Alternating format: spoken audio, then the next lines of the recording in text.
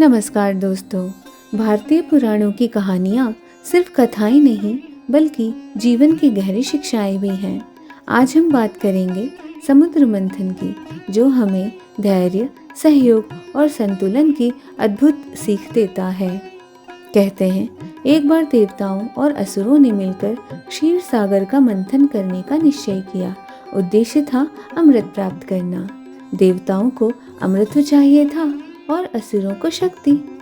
मंथन के लिए मंदराचल पर्वत को मथानी बनाया गया और वासुकी नाग को रस्सी।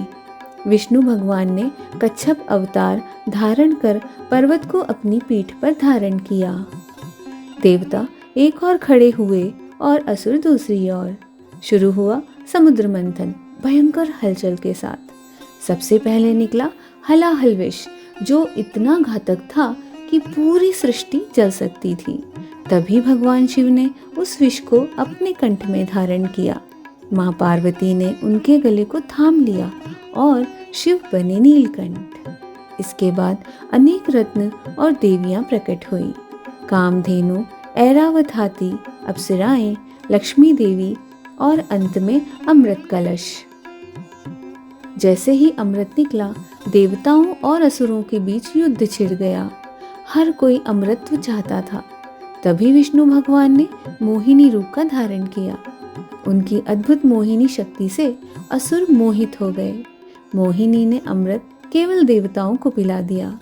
इसी बीच एक असुर राहु देवताओं की पंक्ति में बैठकर अमृत पीने लगा, लेकिन सूर्य और चंद्रमा ने उसकी पहचान बता दी। विष्णु ने अपने सुदर्शन चक्र से उसका सिर काट दिया। राहु और केतु उसी समय से ग्रह बन गए। समुद्र मंथन केवल एक कथा नहीं है, यह जीवन का प्रतीक है। जिस तरह से देव और असुरों दोनों को मिलकर मंथन करना पड़ा, वैसे ही जीवन में अच्छाई और बुराई दोनों का संतुलन आवश्यक है। विष निकले बिना अमृत नहीं मिलता, अर्थात कठिनाइयों के बिना सफलता नहीं मिलती। धैर्य और सहयोग से ही महान उपलब्धियां प्राप्त होती हैं। आज हम सभी अपने अपने जीवन में मंथन करते हैं, कभी पढ़ाई में, कभी नौकरी में, कभी रिश्तों में। जब समस्याएं सामने आती हैं तो शिव की तरह धैर्य रखिए। जब अवसर आए तो विष्णु की तरह बुद्धिमानी से निर्णय लीजिए और हमेशा याद रखिए, सहयोग और संतुलन से ही अमृत समान सफलता मिलती है। तो दोस्तों, समुद्र मंथन हमें सिखाता है धैर्य रखो, सहयोग करो और संतुलन बनाकर चलो। यही जीवन का सच्चा अमृत है।